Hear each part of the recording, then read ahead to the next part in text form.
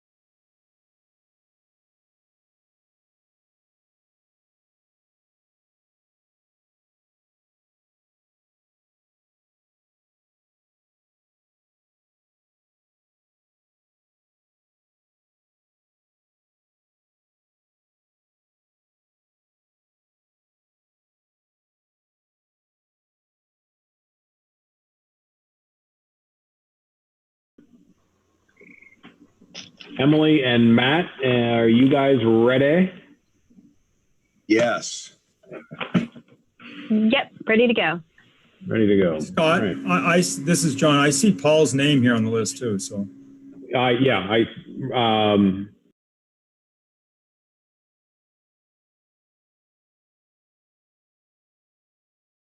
you on, Paul? Yep. Okay. All right. Okay, let's get the bureaucratic stuff out of the way here. It is currently 7:03. We're going to bring a meeting to order for the Town of Williston's Development Review Board, Tuesday, June 23rd. Let me read into the record the remote public meeting script for the opening of the meeting. So here we go. It's so I, Scott Riley, as chair of the Williston Development Review Board, find that due to the state of emergency declared by Governor Scott as a result of the COVID-19 pandemic and pursuant to Addendum 6 to Executive Order 01-20 and Act 92, this public body is authorized to meet electronically. In accordance with Act 92, there is no physical location to observe and listen contemporaneously to this meeting. However, in accordance with the temporary amendments to the open meeting law, I confirm that we are A, providing public access to the meeting by video conference and telephone through Zoom. All members of the Development Review Board have the ability to communicate contemporaneously during this meeting through Zoom, and the public has access to contemporaneously listen and, if desired, participate in this meeting. Planning staff will provide instructions for public participation using Zoom before the hearings are opened. B, providing public notice of instructions for accessing the meeting. We previously gave notice to the public of the necessary information for accessing this meeting, including how to access the meeting on Zoom with a computer, smartphone, or regular telephone in our posted meeting agenda. Instructions have also been provided on the town website at www.town.williston.vt.us.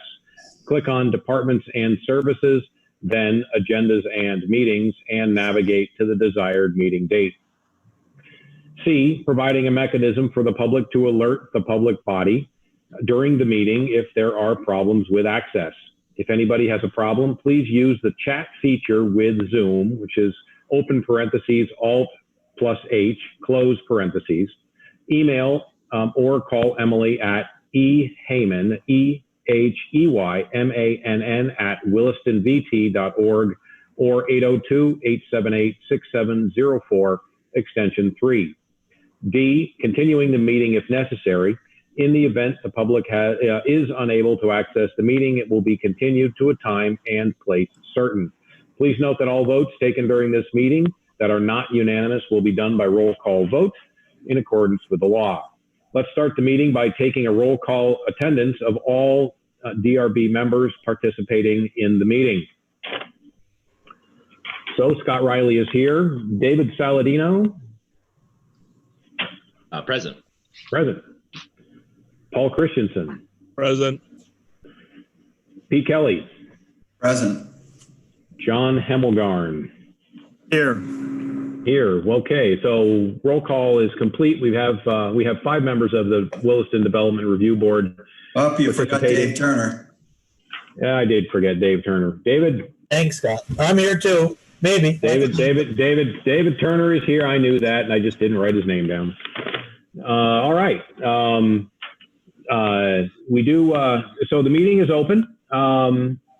We do start with a public forum. If there are any items that anybody in the audience would like to bring to the attention of the board that does not have anything to do with the 2 items on the agenda. And before we get going, I will note, if you're calling in on telephone or participating by watching live on Town Meeting TV, you can call in. You'll press *9 to use the raise hand button, or *6 to unmute yourself.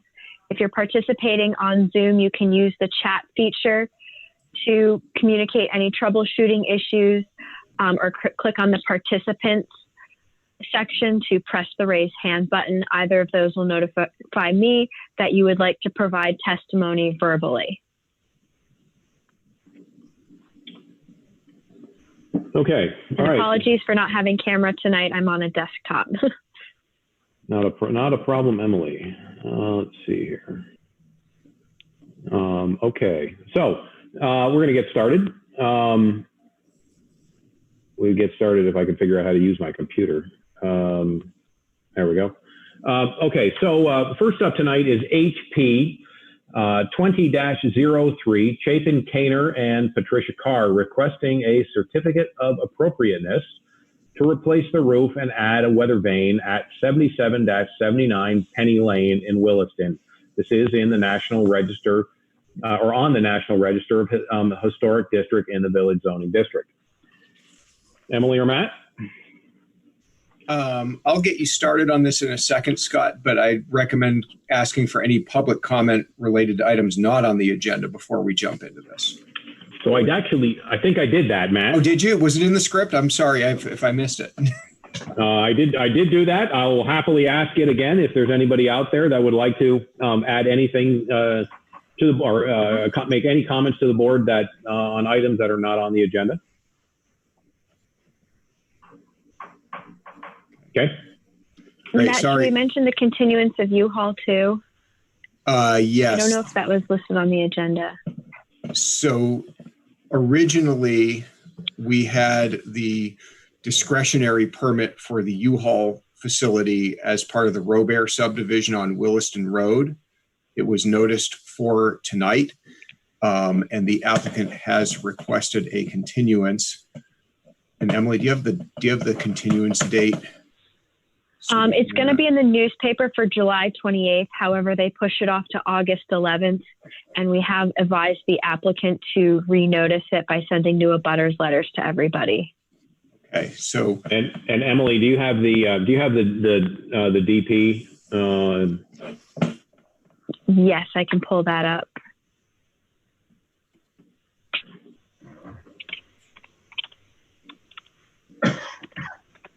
DP 20-03.1. Okay, great. Thanks a bunch. Any other housekeeping that we need to do, Matt, Emily? I think we're all set. I'm gonna share screen and talk through the staff reports tonight. So I'm going to bring up my screen and get us over to the HP. Great. Okay. So Scott, you just as a courtesy, I'm just gonna say to Michelle Steady that U-Haul, we're not going to talk about U-Haul tonight.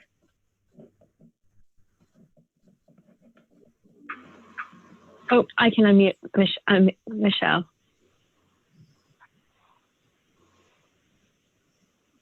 Michelle, were you here for U-Haul? Yes, I was. So Hello?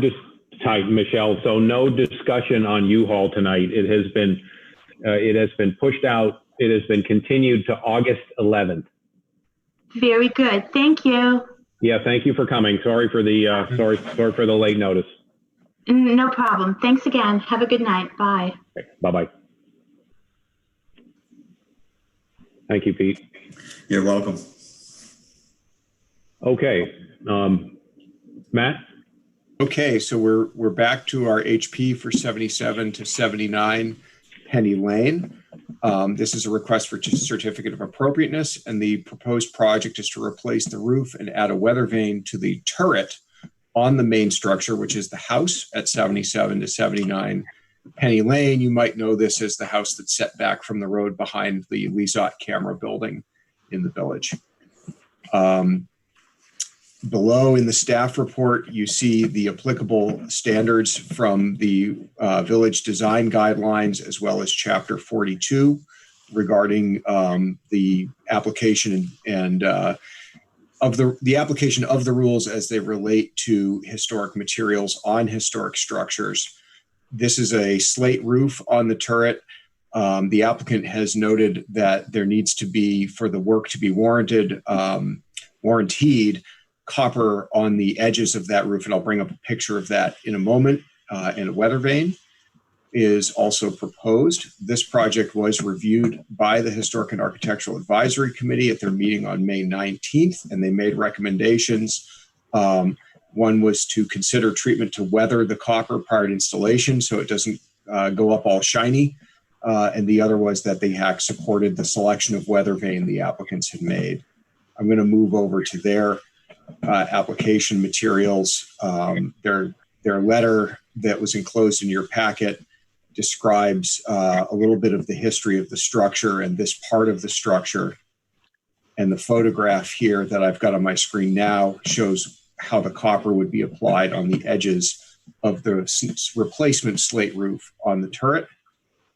And there's a catalog rendering of the proposed weather vane. And there's the turret in question with the slate on it as it sits today. So you're imagining that turret with the copper on those edges with the weather vane on top. Great, thank you. You're welcome. There's a map of the site, just so you know where you're looking. I'll leave it there. Chapin or Patricia, are you online? No, they are not present tonight. They are not present tonight. Very good. Does any of the board have any questions or comments about what is proposed? None. None. The only question I have is the weather vane copper too? It looked like it wasn't Matt's picture, but on our handout, it's black and white. Yes, it appears to be maybe a mix of brass and copper finish. Okay. Mm-hmm. As long as it isn't the weather vane that Dartmouth has. Don't know what that is. The one that's considered to be insulting to Indian heritage. Oh. No, Doesn't appear to be. So any other comments from anybody? Looks pretty straightforward. Yeah. I note that the HAC suggests that they treat the copper prior to installation. My comment, that doesn't seem to be a requirement, but if a consideration. They're putting on a nice roof and they're spending a bunch of money doing this, and my hat goes off to them. They're doing it right. Absolutely. Agreed. So, any other questions or comments? Nope. Okay, that was easy. We are going to close. We're going to close HP 20-03 at 7:16.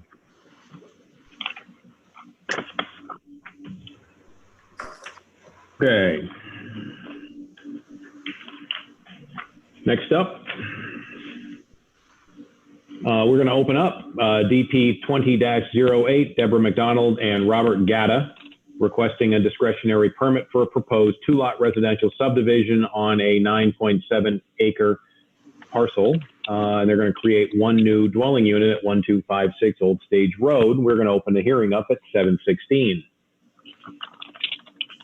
Who gets the duty? I'll talk through it. Emily's running mission control for the time being, so here we go. So this, as you said, Scott, is a request for a 2-lot subdivision. We're in the agricultural rural residential zoning district on the north part of Old Stage Road. And I'm just going to scroll to the overall picture there from the staff report for a moment so folks can see the subject property.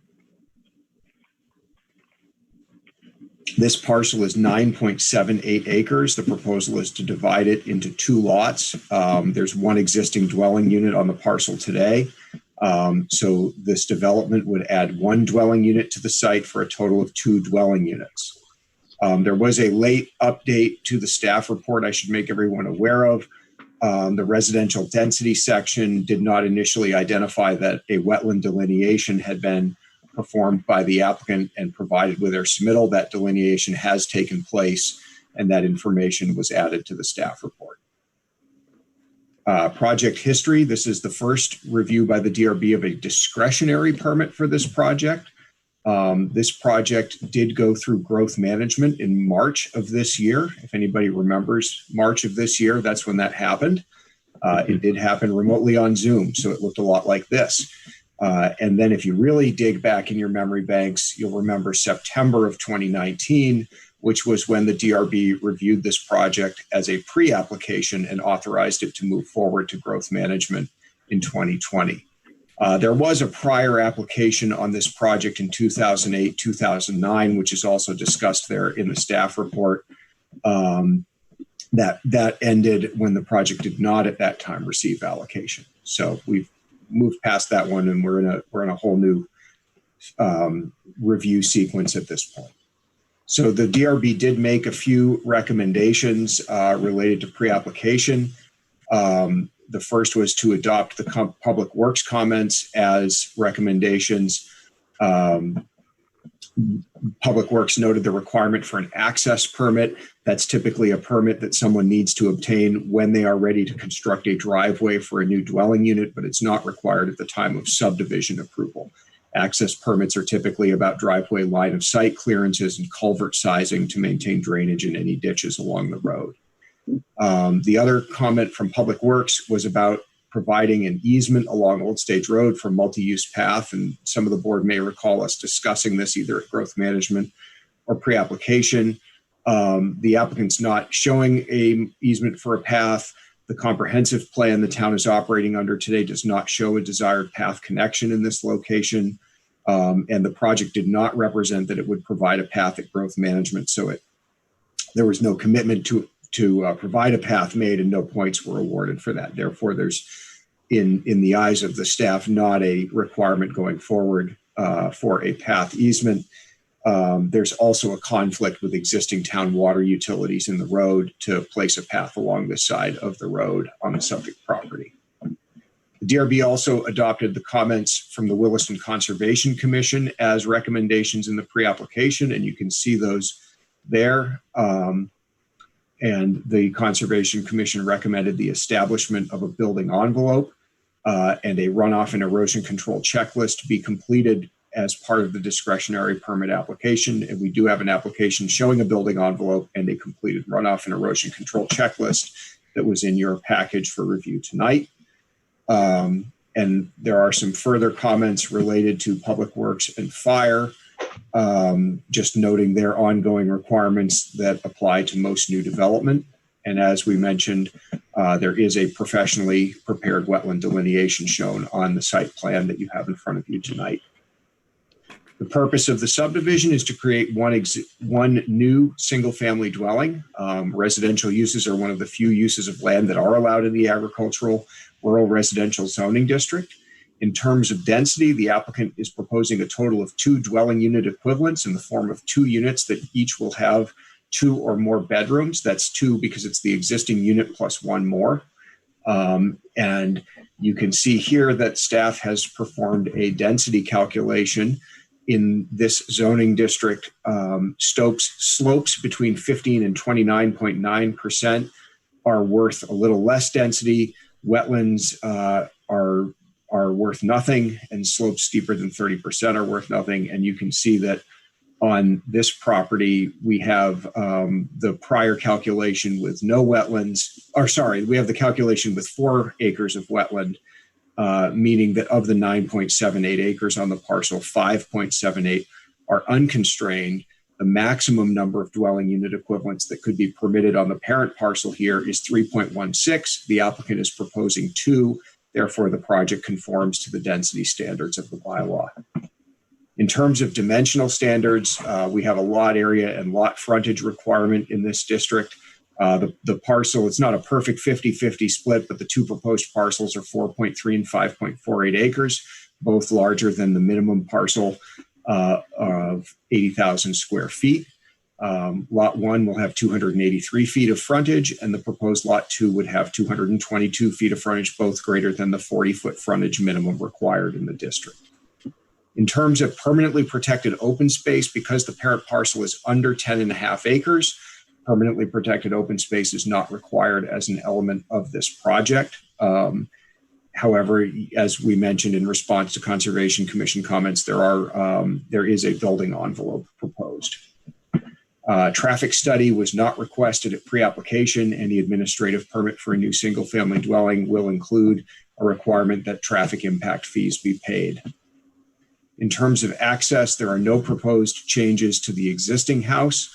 The new lot and new proposed dwelling would have a new driveway and curb cut onto, and actually that should say onto, Emily, correct me if I'm wrong, is the new curb cut on Old Stage Road? That's Yes. what it says on the plan. Yes. Okay. The staff report says Williston Road, but I just didn't want to correct it without making sure I was right. So that new driveway will require, as I mentioned, the access permit from Williston Public Works. In terms of street trees, so street trees come into question whenever the DRB is reviewing new development with street frontage. However, the DRB does have, with the advice of the Conservation Commission, the ability to waive the requirement for street trees to preserve a scenic vista. And the applicant is asking to do so due to the view of Camel's Hump and Mount Mansfield from Old Stage Road. The staff is not recommending street trees or existing additional landscaping to uphold the growth management score or any commitments made there or otherwise. So staff supports the idea of not installing street trees here under that scenic vistas provision. In the case of landscape buffers, we're recommending the 50-foot standard front setback from the town road, side setback, either a landscape buffer under Chapter 23 or the 15-foot standard side yard setback. The applicant is showing 50-foot existing vegetation buffers for those side property lines. They could go to the 15-foot side yard buffer specified in zoning. The rear area is where the wetland is, so the wetland takes care of any setback distances that would be required in the rear of the two lots. In terms of water and wastewater, the existing home is served by an on-site wastewater system and has town water. The proposed home on Lot 2 would be served by its own well and a wastewater system as well. The reason we have a well proposed, even though there's water to the existing home, is because the water main in Old Stage Road does not have the capacity for new connections. Both the existing and proposed wastewater systems have been permitted with a state wastewater permit. Matt, are there any plans to upgrade that at all? Not that I'm aware of. Okay, all right. In terms of utilities, we would have underground electric utilities in compliance with the bylaw. There'd be a drop from the existing above ground power on Old Stage Road. So there are about 4 acres of Class 2 wetland on the property, and the applicant has delineated that wetland and received confirmation of that delineation in a wetland classification report. And so there is a requirement under our watershed protection chapter, watershed health chapter, sorry, that the wetland edge be delineated on the final plans. So something should show up on the final plans that shows where that wetland is to keep anything from going in and impacting it or its buffer. As we mentioned, a path easement was discussed by the DRB, requested by the DRB in accordance with what Public Works asked for. Pre-application, the applicant's not showing that on the site plan. It's not supportable under the comprehensive plan. And if you see this little graphic on my screen with this pink swath, this is the area in which the town has currently identified a desired path. It's this east-west path that gets over to Ledgewood and to some degree follows the Velco easement through the Handy property. But there is not a desired path identified along Old Stage Road in this location, which was the original recommendation through Public Works. And again, one of the challenges with ever putting something like that there, other than this piece of road being a dead end, is that there is that water main in the road there. This project was reviewed by Growth Management. It scored 20 points, which is below the 30-point minimum. It received an exemption. The discretionary permit plan set continues to support that 20-point score. We did not receive any public comment at the time of our mail out of this meeting. We did not receive police comments. We did receive a public works comment memo asking for documentation regarding whether a culvert for the driveway was necessary or not, and then if it was not necessary, that an access permit would be required. Culvert may require right-of-way permit because it could end up being actually in the town right-of-way, and asking for communication with the applicant in regards to that. We also received a memo from the fire department with their comments. They are asking for a driveway with a minimum solid base 14 feet in width, and with building address and mailbox marking per the town's ordinance so they can find the new house. This project was also reviewed by the Conservation Commission on June 17th of this year. They made the following recommendations. They'd like to see a building envelope established that delineates the location on the property where structures are allowed, and preventing structures from being built outside of that envelope, and that watershed protection buffers, this is the 50-foot buffer to the Class 2 wetland, shall remain in native or cultivated vegetation that serves as an effective filter for surface runoff. Watershed protection buffers must be marked on the final plans and on the ground prior to issuance of an administrative permit for a dwelling. This may be accomplished using plantings, fences, or other landscape features like a line of boulders. So staff has prepared an approval for the DRB to consider tonight with recommended findings of fact, conclusions of law, and conditions as provided here. And I'll just scroll through these briefly. Findings are related to what I just went through with you. Conclusions that residential at this density is a permitted use in the agricultural rural residential zoning district, and that the development can meet the standards of that district and all other standards of the bylaw, as long as it is built under the following conditions. We have our standard conditions related to the timing of the filing of final plans.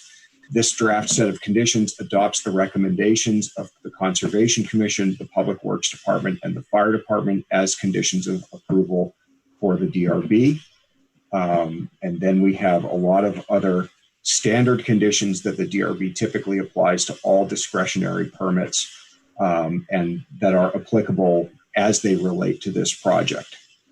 Lastly, a draft condition specifically related to that Conservation Commission recommendation about delineating the wetland buffer edge. That's number 16 that I have in the middle of my screen right now. So I will stop there.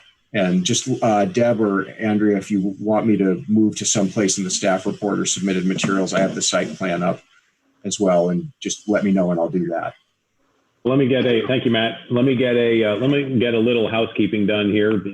You'd think I'd remember to do this, the amount of years I have been doing this. Deb, is there anybody here with you? No, yeah, my husband's sitting behind me. Your husband is sitting there too. Could both of you state your names and your addresses for the record, please? Okay, yes, I'm Deborah Macdonald, 1256 Old Stage Road in Williston. Great. Robert Gatta, Old Stage, Williston, 1256. Great, thank you very much. I should have done that at the beginning of the hearing. We'll do it halfway through it. Now that Matt has run us through and given us a synopsis, Deb and Robert, do you have anything that you would like to add to his analysis of your submission? No, it was beautifully summarized, Matt, so I don't really have any comments. I have one question, and this was on the original copy I gotten from Emily the other day, and maybe I missed us discussing it, but they're under the project elements. There was originally a number 4 that said building envelope, and staff recommends expanding the rear envelope boundary up to the wetland buffer. I don't know that I saw that as we were going through this, and I didn't know if that was still a recommendation. This was under project. It was right Deb, I know what you're talking about. Yeah. I think the staff report, I'm not sure how this happened when I created the new one today. It didn't save that number 4 that talked about extending that building envelope to back. And then the 2 conditions that would come out of that, number 17 and 18, are not in that version Matt's sharing. I'm dropping them in the chat right now. Condition 17 would say, final plan shall expand the building envelope up to the wetland buffer boundary on lot 2. And Right. 18, final plan shall either relocate the driveway on lot 2 to retain the existing tree or include a replacement tree nearby. Okay, yeah, because those were on my copy, and I wasn't sure if we changed things, but they're just missing. Yeah, unfortunately, they got, Okay, I'm not sure how, but they got omitted when I created that new version today. I updated the residential density and somehow that building envelope conversation got removed. okay. So we can extend the building envelope then to meet the wetland buffer as a recommendation? Yeah. Okay, Yeah, Matt, maybe share the site plan to show them what we're talking about. Sure. Oops, sorry. Oh, I gotta get to the right tab. Oh, there we go. And while you're getting over there, Andrea Dotolo, Trudell Consulting Engineers, 478 Blair Park Road in Williston, and I Thank you, Andrea. might chime in. Let's see. Why don't I go to that one that's got the envelope on it? So Yeah. this was what was drawn on the plan, where my cursor's kind of tracing now. So when I'm looking at that, I'm not actually seeing what Deborah was just referring to. The building envelope seems to stop, just at the leach field and does not extend all the way over to the wetlands delineation. Right. So there's a couple things going on here. We had drawn in a half-acre building envelope with a 50-foot front setback, and it's actually we have 30-foot side setbacks on here, just to make sure that we maintain the development outside of the wildlife travel corridor, and to keep the house in line with the existing development along the road.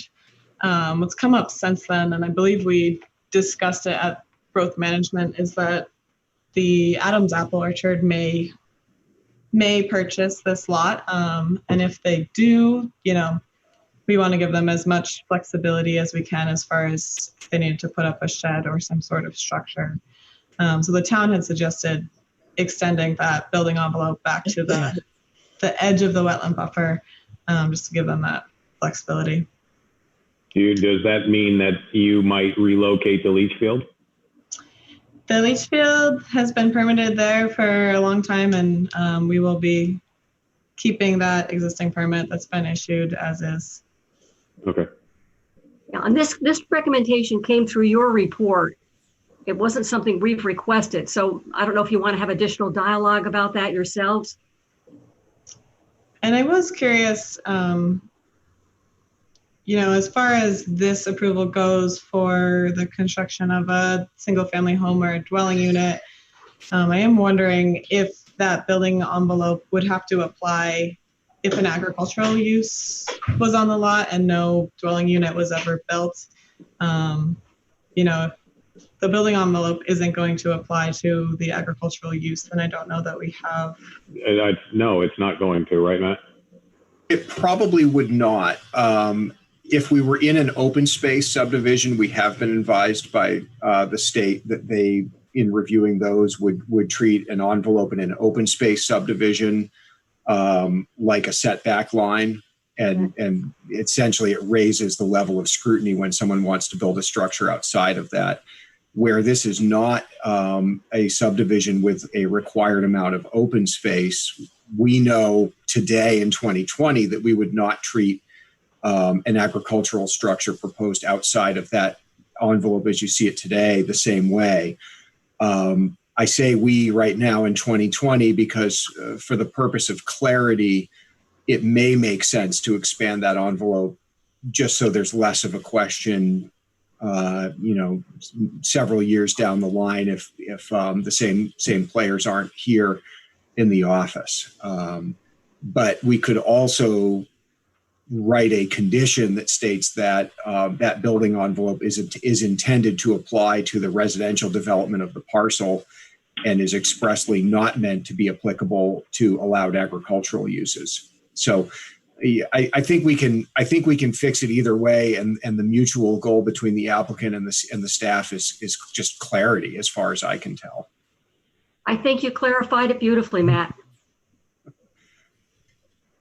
The trick is when somebody on the board now says, Matt, what did you just say so I can write it in the conditions? Yeah, I'm doing that right now. Yeah, I think that gets at our need, which is, you know, hopefully it's going with Peggy and John Adams, and yes, and the building envelope would not be applicable, I think is what you were saying. So yes, that gets at our need. Andrea, would that be correct in your mind? That would be correct. And I would just add that, you know, same sort of discussion as far as the wetland demarcation goes. And we did discuss this with the Conservation Committee that, you know, if it's an agricultural use, they are going to be within the wetland. It's an allowed use under the state wetland rules. So they would not be demarcating the wetland unless a dwelling unit was built there. Right. Would there be demarcation on the existing? This is John Hemmelgarn. Yeah, I believe that the plan that we're looking at right now is the only one that shows where the wetlands are and the buffer. Yeah, this is a sanitary plan, so it has a few more notes on it. The site plan would show the whole wetland. And again, the packet I have, I'm not seeing any maps that show the entire wetland areas. Oh. There should be a site plan with an aerial on it. Yeah, hang on. Yeah. There you go. So it's okay. C201. Yeah, I don't think that's in my packet, to be honest with you. Okay, yeah, it's in mine. I've looked through it 3 or 4 times. I'm not seeing it. So, all right. And so will there be any demarcation of these wetlands? Because there seems to be a fair amount of ink spent here in this this review talking about how to do that. Well, my understanding with our discussion is that if a homeowner, if a dwelling's being built, then yes, we would need to demarcate the wetlands. But if it's for agricultural use, then we would not need to do it. Is that correct understanding on my part? That's correct. We would typically require that demarcation to happen as part of the development project. The only other way that the wetland and wetland setback would impact an agricultural use is if it was an agricultural structure. So, you know, farming, haying, plowing, that all just does not is not treated the same way. A&R would look at the setback for a structure the same way and would make a determination which local zoning would generally follow as to whether a structure was allowed in that buffer or not. But there actually is a process by which a farm structure can be allowed in a watershed protection buffer. We haven't run into that frequently, but the short version is, the boulders, the fence, the other demarcation that would be required would apply to the residential development of the property. Well, we can certainly show that on the final plan because the dwelling is going to be shown on the final plan. And, right? I mean, we can certainly see that. Yeah. Yeah. The only difference between the wetland demarcation and the building envelope is that usually we would put a building envelope on the plat. But if the town's okay with just showing it on the site plan and not on the plat, we would be okay with that. So back to the wetlands, though, will there be a need to demarcate them on the residential lot that's where there's already a house? Oh, where we're living now, John? Yes. We don't mow or hay that field, so I don't know why. Well, I guess my question then maybe for Matt is that at which point would that become required? Clearly, the town's interest is to identify where those wetlands are and to make sure that in perpetuity, nobody mows or hays or spreads chemicals in there. Yeah, it's a good question, John. I don't think we've typically required demarcation on the buffer around the existing dwelling when we've had a subdivision like this. It's kind of a rare case. Those wetlands and their setbacks are, they're there, and they cause the existing property to be subject to the town's rules regardless. but I am not bringing to mind an occasion where development like this has resulted in a requirement that that there be demarcation around the existing house.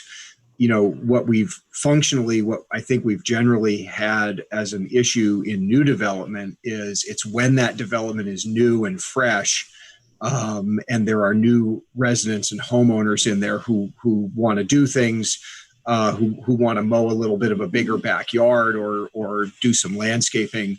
That's when we get our incursions into wetland buffers. We don't have as much of a problem with existing houses that have been there for some time. Yes, but no offense, Deb, but you won't live there forever. I won't, John. So Matt, I mean, exactly what you described though could easily happen with a new homeowner in 5 or 10 or 15 years that has no knowledge that this hearing tonight ever existed or ever happened. Right.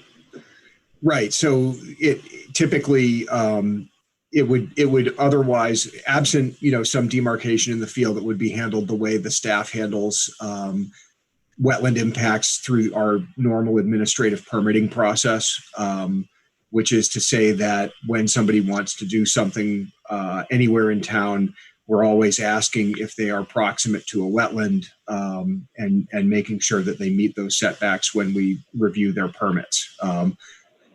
That doesn't stop somebody from doing something they shouldn't, but I would say that it's very, to leave the wetland unmarked on the Gatta's existing house would keep it the same way we handle wetland setbacks in a whole lot of town. Okay. And I had one other question, because this was not in this copy of the report, but Emily, you mentioned it too. The moving of the driveway. Just on a side note here, there is an actual driveway there already, and it's a gravel, grass, and dirt driveway, and it's not near the tree. I know when we overlaid the drawing on top, it looks like the driveway is going straight through a tree. It's actually not. So I don't know what you'd like us to do. We can certainly move it on the drawing, but it won't hit any trees. You should show. You should make an accurate. You make an accurate representation on your drawing of where the driveway is going. Okay. And the tree. I think I had condition number 18 drafted. Final plans either relocate the driveway or retain the existing tree. So I think if we add condition 18 back in, if there's a note on the plan that says the driveway is not going to encroach on this tree, and shifting it over a little bit, that would be fine. Okay. Yep. Yeah, we're not running any trees down. Yeah, what I'm sharing right now is a compare of the report before I changed the density and then after I changed the density, where it removed that discussion, mainly in the growth management section about maintaining that tree to uphold the minimally visible standard, and then that discussion about agricultural non-residential uses on the property. Okay. And I dropped those conditions in the chat, as well as that number 4 discussion of expanding that building envelope up to the wetland buffer. Okay. Deb, anything else you would like to add? No, nothing coming else from me. I think we've clarified, the things I had questions about. Andrea, how about you though? Do you have any things that you feel you'd like to ask or add?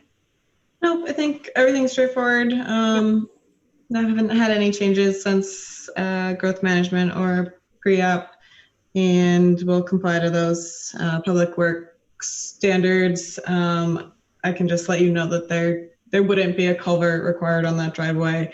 There's no roadside swale, and none of the other existing driveways on that road have culverts. It just sheet flows off to the east. Okay, great. Do we have any questions from the board? Yeah, what level of wetland are we discussing here anyhow? It's a class 2.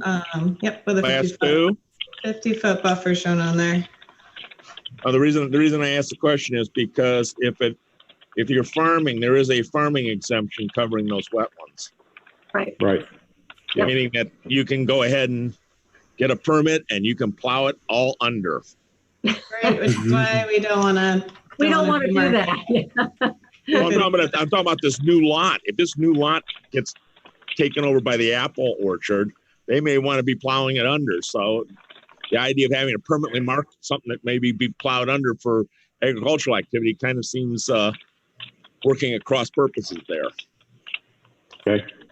Any other questions from the board? Other questions from the board? Okay, where did we land with the building envelope? So will it be expanded or it's going to stay where as is? That would be your recommendation, David. So I don't know. Yeah, I think we'll be talking about that in deliberations there. Yeah. Well, I guess I'm not clear then, Deb, what would be your preference? I don't know. Would it make the lot more saleable to have a larger building envelope? Yeah, Possibly, although you've got a septic field right in the middle. Right.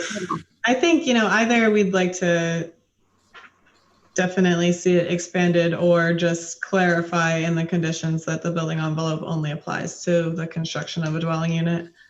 Okay. I would say even with the residential dwelling unit, if it's supportable by the bylaw to expand that building envelope, I could see someone wanting to put a shed or like play equipment back there one day. And then instead of saying, oh, you have to go back to the DRB to amend the building envelope, they can just get an administrative permit. Yeah, I think it gives them maximum amount of flexibility. I think it would be to our advantage to have it expanded. But again, that's for the committee to discuss and decide. Okay, yeah, we'll talk about that in deliberation. Okay, Scott. Other And I will questions? just say that because of that design septic system, the house is going to stay generally where it is, at least in between the septic system and the road. Yeah. So any other structure would be a small shed, play structure, whatever it is. Okay. Other questions from the board? Oh, I'm good. Well, then I guess thank you all very much for all these many months that you've listened and dialogued and explained things to me. It's been very much appreciated. So hold on one second before you sign off. Do we have any members of the audience who would like to comment? Emily, anybody sign members? In? No one's mentioning in the chat or pressing the raised hand button if they would like to speak. Again, the raised hand button is on the participants section of the toolbar. Okay. And no one is calling in on telephone, so I think we are good on public comment. Okay. One last round around the board. Anybody else have any comments you'd like to make? You all set? Okay. I'll take that as a yes. Deb, and your husband Robert. Anything else that you would like to add? Andrea, last time? No, Scott. Thank you. Okay, very good. Thank you for coming. Thank you for meeting us in the ether. Yes. Thank you, guys. Thank you. Everybody, be safe and healthy. Thank you. There you go. Okay, we're going to close DP 20-08 Macdonald Gatta subdivision at 7:51.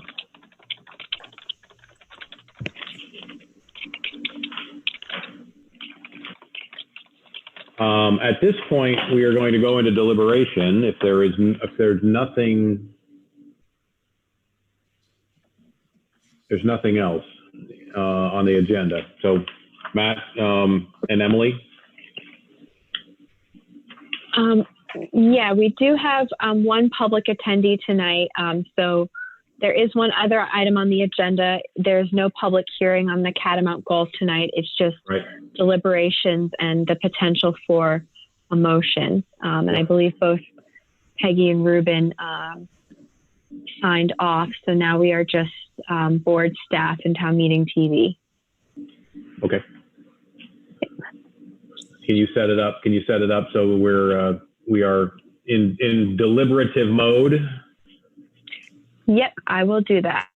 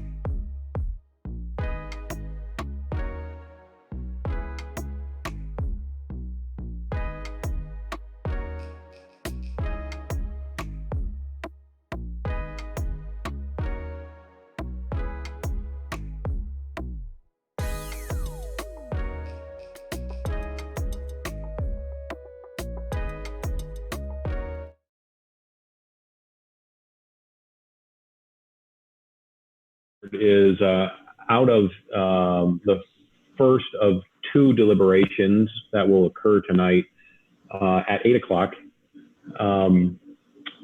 We're going to make a, would someone make a motion for HP 20-03 Chapin, Kaynor, and Patricia Carr? It is a certificate of appropriateness. Yes, as authorized by WDB 6.6.3, I, David Turner, move that the Williston Development Review Board, having reviewed the application submitted from all company materials, including the recommendations of town staff and the advisory boards required to comment on this application by the Williston Development Bylaw, and having heard and duly considered the testimony presented at the public hearing of June 23rd, 2020, accept the recommendations and approve HP 10-03. This approval authorizes the applicant to seek an administrative permit for the proposed development, which must proceed in strict conformance with the plans on which this approval is based. Great, thank you. Do I have a second? Second. Paul Christensen seconds it. Any further discussion? All in favor? Aye. Aye. Aye. Wait, okay, hang on one second. David Saladino, Aye. Paul Christensen, Aye. Pete Kelly, Aye. John Hemmelgarn.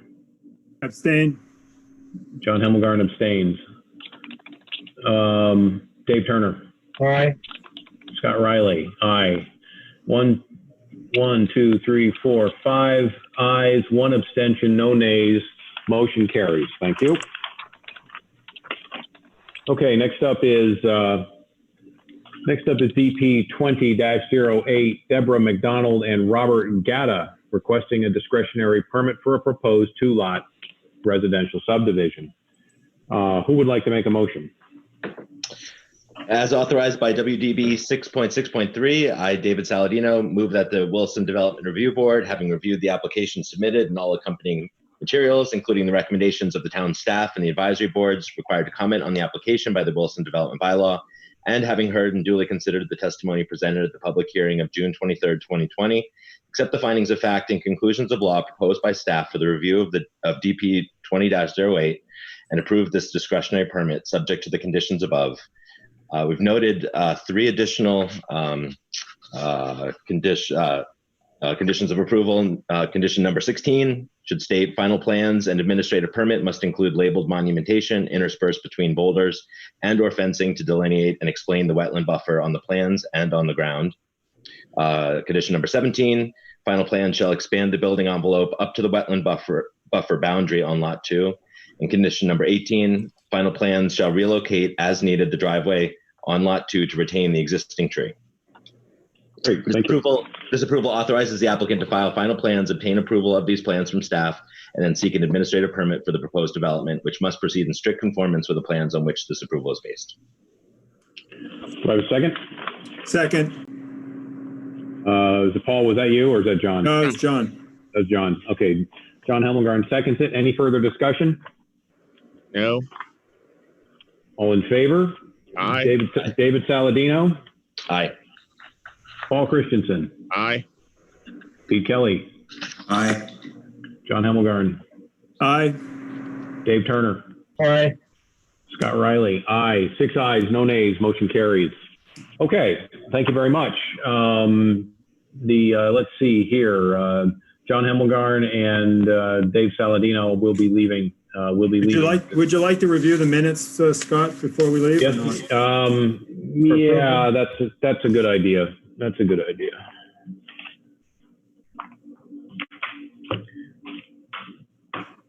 I would be happy to review the minutes if I could find them. Just when we don't see the top of your desk. I got them. Yeah, I got them. They'll be in the last place you look. No, actually, they were in the first place I looked. It's just. Do I have a motion to approve the minutes for the Development Review Board for May 26, 2020? I'll make a motion to approve the minutes as written. Pete Kelly makes the motion to approve the minutes as written. Do I have a second? I'll second it. Dave Turner seconds it. All in favor? Aye. Aye. Aye. So we're going to go through the same thing just to be careful. Dave Saladino. Aye. Paul Christensen. Aye. Pete Kelly. Aye. John Hemmelgarn. Aye. Dave Turner. Aye. Scott Riley. Aye. 6 ayes, no nays. Motion carries. Okay. Again, John Hemmelgarn and Dave Saladino will be leaving us, and the board is going to go back into deliberation. All right. Have a good night, guys. All right, guys. Thank you.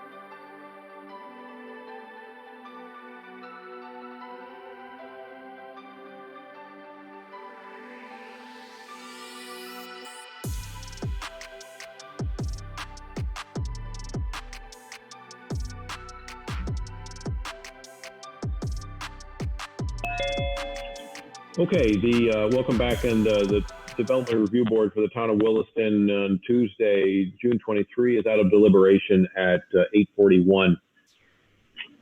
Let's see here. Do I have a motion for DP 20-18 Catamount Golf subdivision? Yes, as authorized by WDB 6.6.3, I, Peter Kelly, move that the Williston Development Review Board, having reviewed the application submitted and all accompanying materials, including the recommendation of the town staff and the advisory boards required to comment on this application by the Williston Development Bylaw, and having heard and duly considered the testimony presented at the public hearings of April 14th, 2020 and May 26, 2020, accept the recommendations proposed by staff for the review of DP 20-18 and authorize the applicant to proceed to residential growth management allocation review.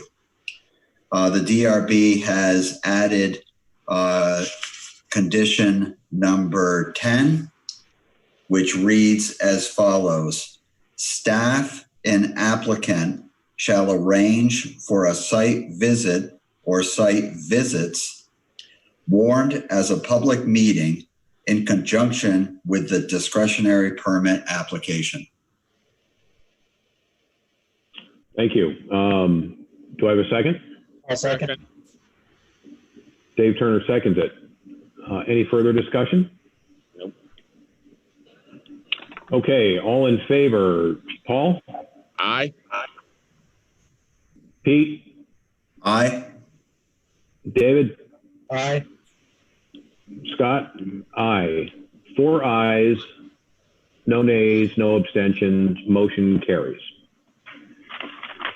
We have done the minutes. We have done the other 2 items on the agenda. Would someone please make a motion to adjourn the meeting at 8:43? So moved. I'll So second moved. it. Thank you, gentlemen. And ladies, Emily. Yeah. Anything else, guys? We're done. Have a good evening. Yeah. And we'll see Have a you. nice evening, everybody. We'll see you next time. Okay, thank you. Thanks, everybody. Good night.